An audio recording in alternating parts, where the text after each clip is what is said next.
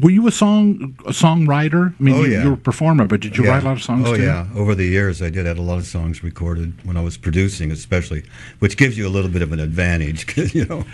Well, I remember one story you told in the White Book, which was your second book, that you and Paul McCartney were together when they were doing the White Album. Right.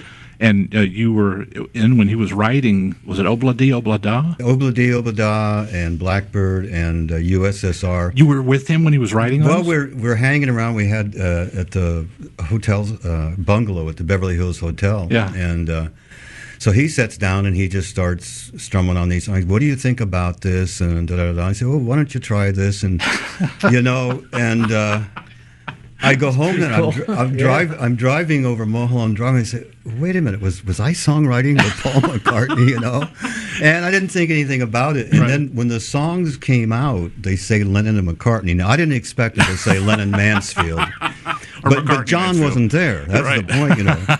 And I think this is one of the great insights into John and Paul was I asked Paul about it. I said, you know, it's Lennon McCartney, but John wasn't there. And he said, we are so in tune with each other, have been together so long, we just have such a symbiotic thing with how we think and write, that I can write a song by myself and I can stop in the middle of something and hear John say, no, not that. Why don't you? Wow. He said, so basically we write together when we're not together because we know what each other would do with our... Isn't that interesting? Yeah. So do you hear in Obladi Oblada, do you hear the suggestions? No, I don't remember. Did he just...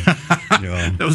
But it was just being a part of it and sitting around. We used to try and get, you know, Paul would sit at the piano sometimes and play the greatest song you ever heard.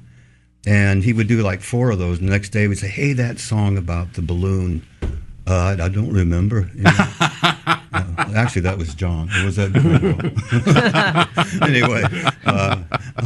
anyway, so we tried to get him to carry a little tape recorder around with him so we could catch some of these songs because they just kind of rolled out. And they were incredible songs. Oh, yeah, and everyone. they never showed up again. Yeah. Wow. So. Wouldn't that be something? Phil, does that happen to you as a songwriter? Do you write something and you just... I don't write every day. I mean, I could.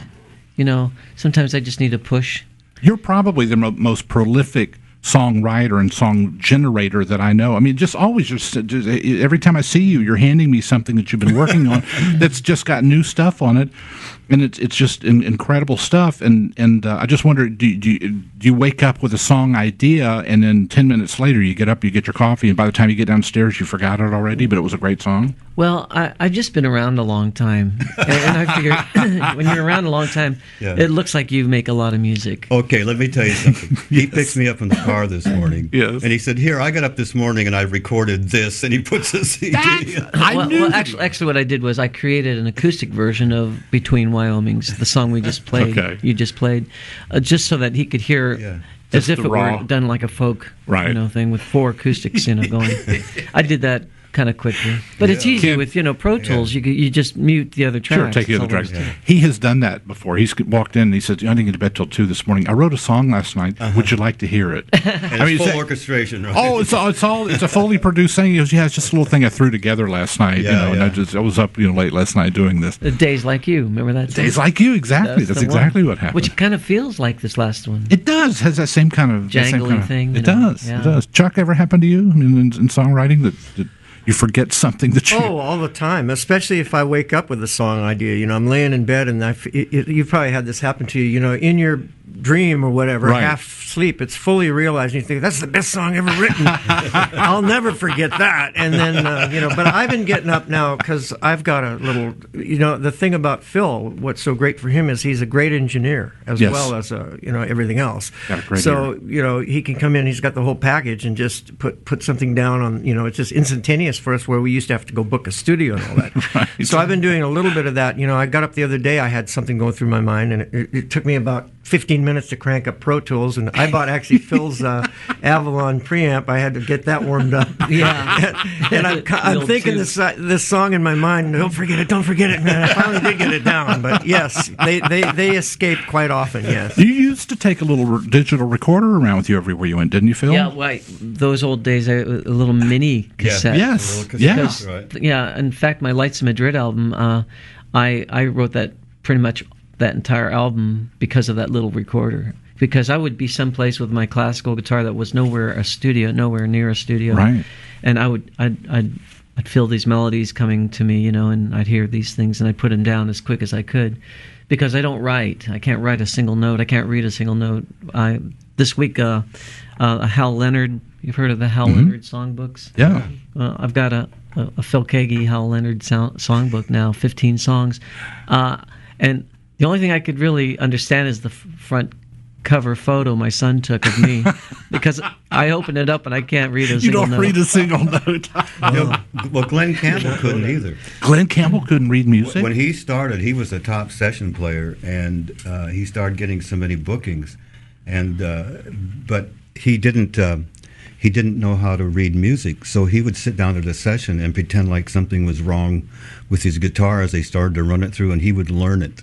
And then he'd just sit down and just nail it, Whoa! Yeah. This is what I was told. Well, that's very believable. McCartney doesn't read music either. No, none of them. None of the Beatles did. And you guys are doing symphonies and stuff, and yeah. Well, you get somebody who composes, who knows how to put that stuff on paper. You got it made. Okay. Well, I don't read music either.